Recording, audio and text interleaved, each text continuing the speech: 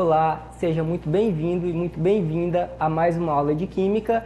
Eu sou o professor Josenilson e hoje eu te convido a estudar um conteúdo aí que, querendo ou não, é uma continuação da última aula, que foi sobre ligações químicas, tá? Só que antes mesmo de explicar sobre o conteúdo, eu gostaria de te levar para uma pequena reflexão. Então vamos lá, o que tem aí na tela. Então, não sei se você já parou para pensar, mas por que será que as lagartixas elas andam pela parede e nós não conseguimos? Você já parou para pensar nisso? Será como seria legal se nós conseguíssemos, né, andar pelas paredes aí igual a lagartixa? Então, a resposta disso, ela tem a ver com a aula que nós vamos ver agora, tá? Sobre as interações intermoleculares. Alguns autores também chamam essas interações aí de forças intermoleculares. Então, essas forças é um dos motivos que fazem, né, as lagartixas andarem pelas paredes e nós não. Então, vamos entender mais um pouquinho sobre isso. Então, as interações intermoleculares, elas são forças atrativas entre as moléculas. Na última aula eu expliquei para vocês acerca das ligações químicas, que elas ocorrem o quê? Na tentativa de um átomo se estabilizar com o outro, compartilhando, doando ou perdendo, né? Recebendo ou compartilhando elétrons. Então, ao fazer isso, os átomos acabam fazendo ligações entre si e atinge aí a sua estabilidade eletrônica, eles ficam estáveis. Então, basicamente é isso. O objetivo de uma ligação química é deixar átomos estáveis, ok? E a partir dessas ligações químicas é que são formadas todas as substâncias que nós conhecemos no mundo, certo? Então, beleza, um átomo se une com o outro, forma uma ligação química, certo? Hoje vocês vão conhecer, além dessa ligação química, outras forças que vão atuar sobre esses átomos, né, que agora são moléculas, certo? E que vão fazer com que seja possível a existência dos três estados físicos que nós conhecemos: sólido, líquido e gasoso, certinho? Então, a primeira força, pessoal, que eu vou apresentar para vocês é a força íon-dipolo. Essa daí vai ser uma interação forte entre um íon e uma molécula polar. Então, ao decorrer dessa aula, eu vou falar bastante para vocês com relação à polaridade, apolaridade. O que é isso? Você com certeza já pegou um ímã, uma pilha, uma bateria, e você já manipulou esse objeto aí nas suas mãos, certo? Então, se você prestou atenção, uma pilha ela é composta por dois polos. Vai ter um lado positivo e um lado negativo. São esses polos que eu vou me referir aqui durante a aula. É claro que não vai ser uma pilha, mas é como a carga em si que eu estou me referindo, tá? Em uma molécula, ela pode ser do tipo, um lado da molécula pode possuir uma carga positiva e o outro lado da molécula pode possuir uma carga negativa. E também existem moléculas que só têm uma carga, por exemplo, só positivo ou então só negativo. Então, nesse caso aí, a molécula não tem polaridade, ou seja, ela é apolar, certinho? Então, vamos lá.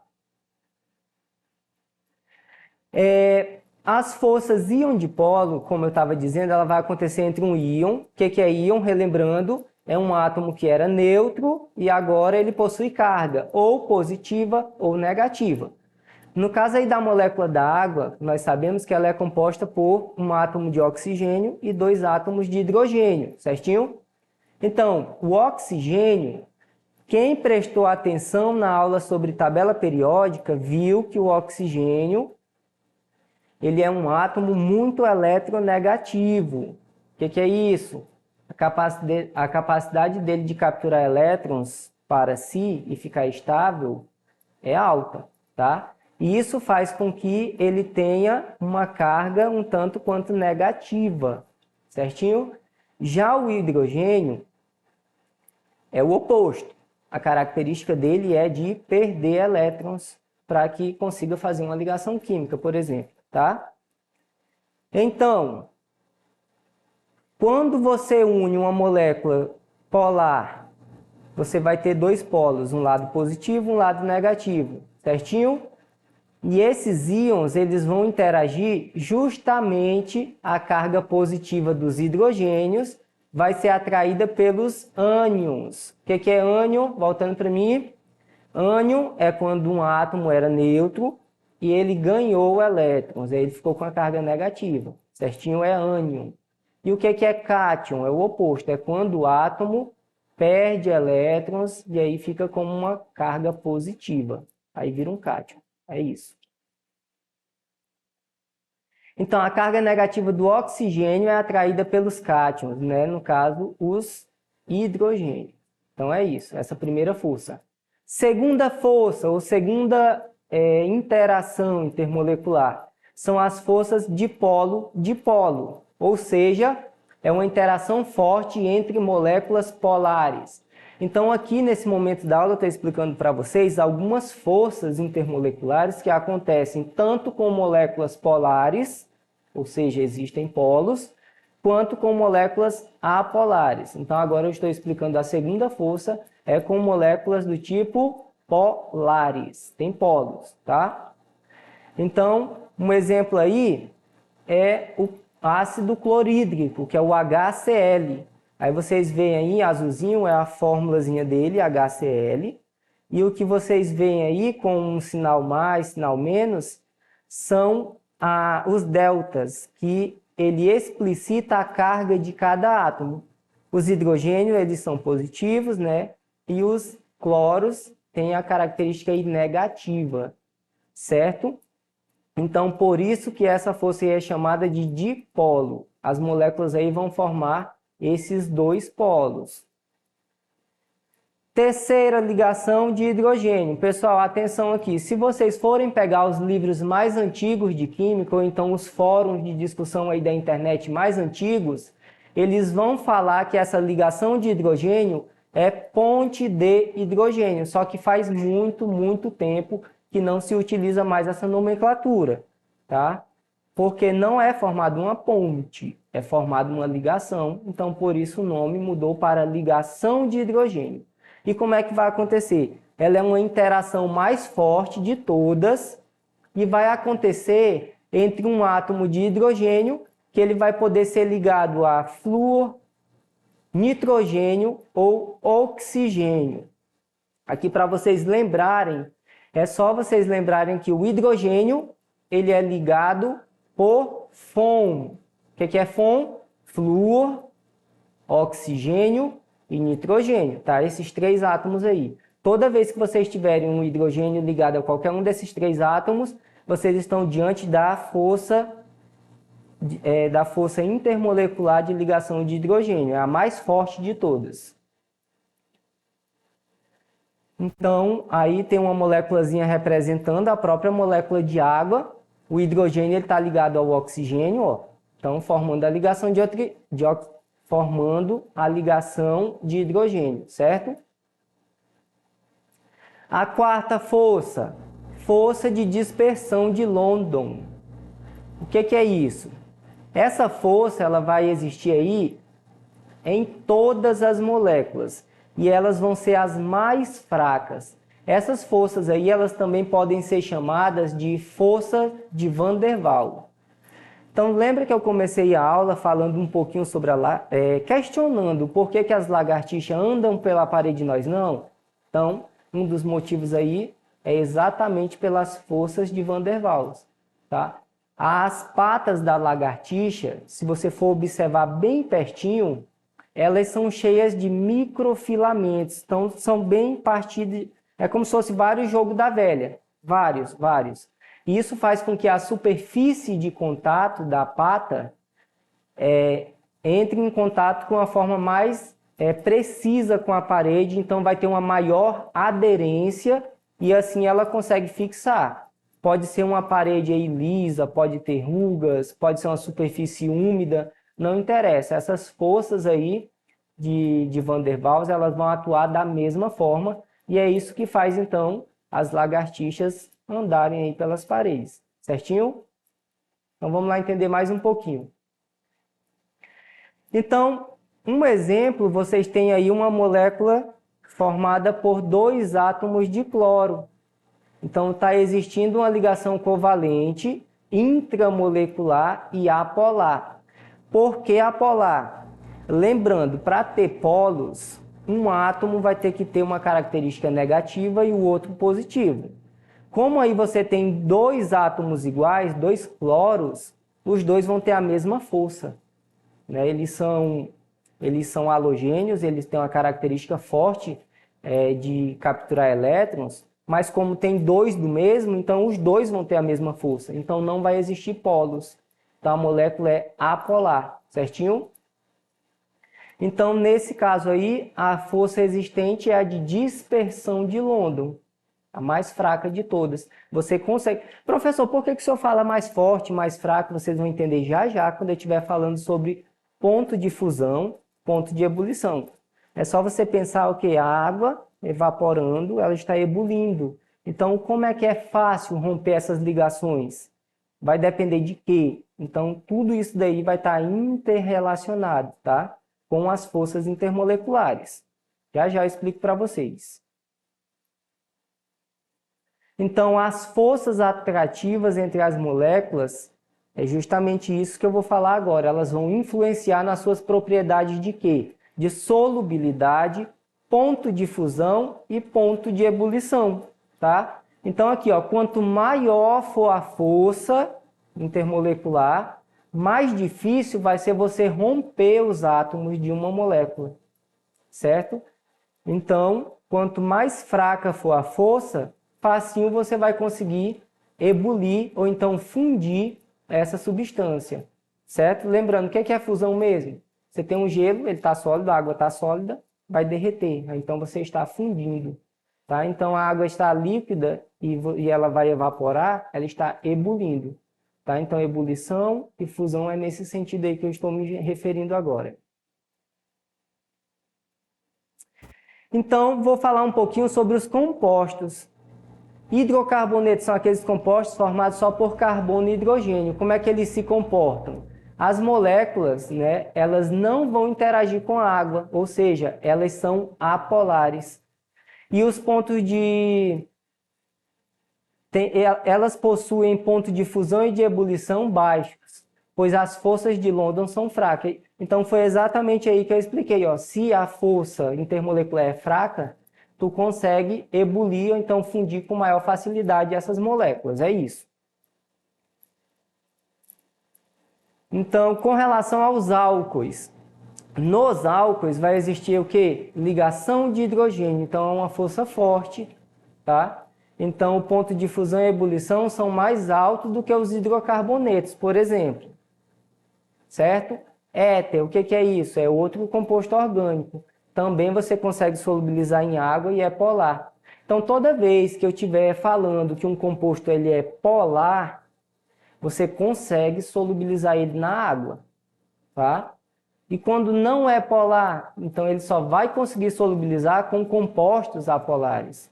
Você vai conseguir solubilizar graxa, daquela que utiliza na oficina, na água? Não vai.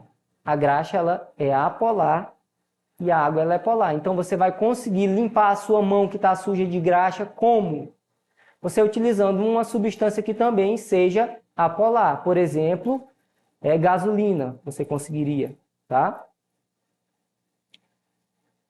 Então elas possuem ponto de fusão e ebulição próximos aos hidrocarbonetos, tá? E existe uma ligação de polo fraca.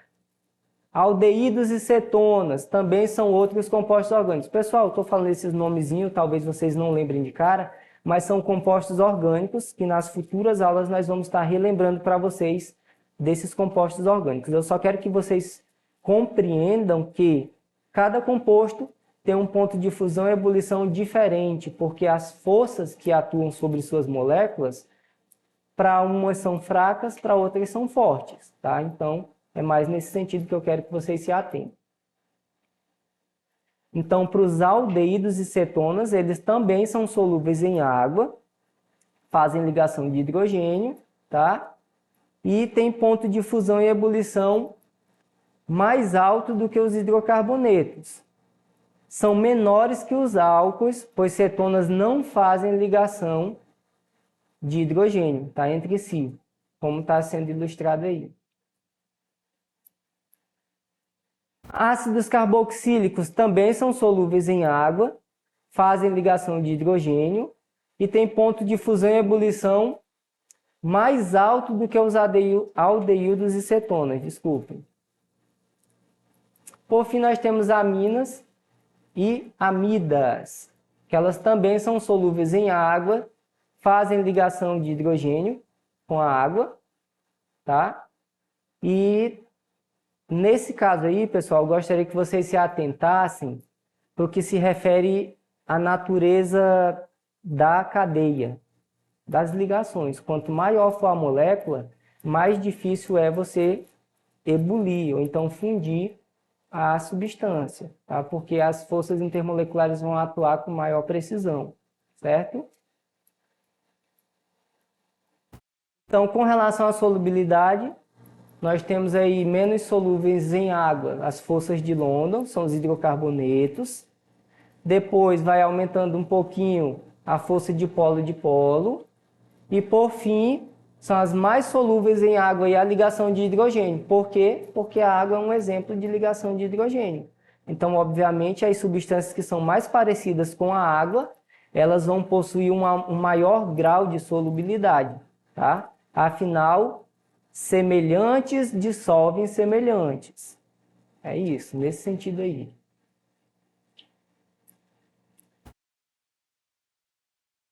Então, tem um resuminho aí sobre as moléculas apolares. Nós temos quais forças? Dispersão de London e dipolo induzido. E para a molécula polar, nós temos FON, que é a ligação de hidrogênio ligado a flúor, oxigênio e nitrogênio. São as mais fortes de todas, tá? E também para as moléculas polares, nós temos a dipolo permanente. Elas são mais fortes que a induzida.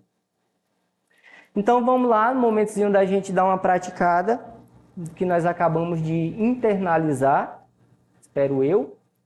Essa questão é retirada da coletânea Prova Enem, a unidade 1, página 181. No processo de industrialização da mamona, além do óleo que contém vários ácidos graxos, é obtida uma massa orgânica conhecida como torta de mamona. Essa massa tem potencial para ser utilizada como fertilizante para o solo e como complemento em rações animais devido a seu elevado valor proteico. No entanto, a torta apresenta composições compostos tóxicos e alergênicos, diferentemente do óleo da mamona.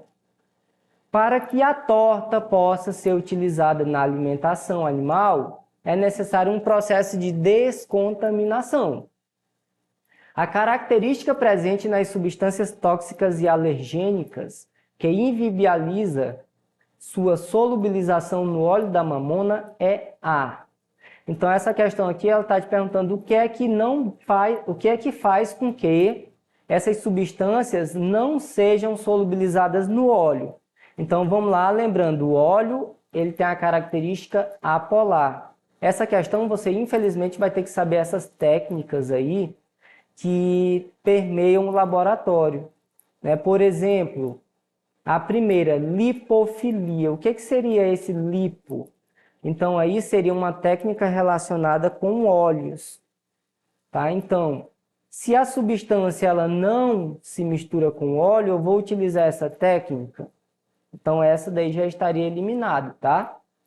A alternativa C e a D, elas têm mais com relação à coloração das substâncias. E a E está relacionada com as membranas que tem, por exemplo, no nosso organismo. Então, quem lembra pelo menos do prefixo hidro, já sabe que é algo relacionado aí com água. Então, se a substância que ela é tóxica não se relaciona com óleo, você vai utilizar uma técnica que ela vai se relacionar com água. para que ocorra essa separação, tá? Então, esse daí seria o nosso gabarito. Alternativa B, hidrofilia. Próxima questão, a prova Enem, unidade 1. A pele humana, quando está bem hidratada, adquire boa elasticidade e aspecto macio e suave. Em contrapartida, quando está ressecada, perde sua elasticidade e se apresenta opaca e áspera.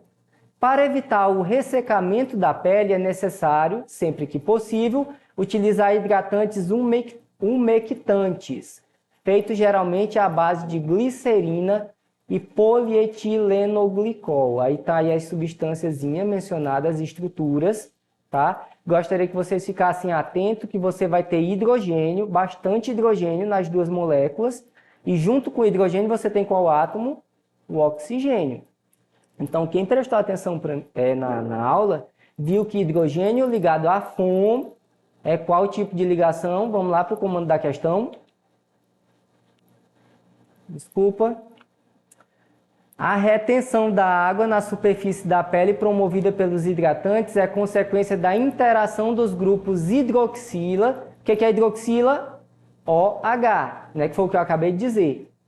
Com a umidade contida nos ambientes por meio de quê? Então, vocês já viram aí, né? Por que a ligação de hidrogênio? Porque eu expliquei. Hidrogênio ligado a FON, oxigênio, flúor ou nitrogênio, ela é configurada como uma ligação de hidrogênio. Então, por isso que o gabarito da questão é ligação de hidrogênio.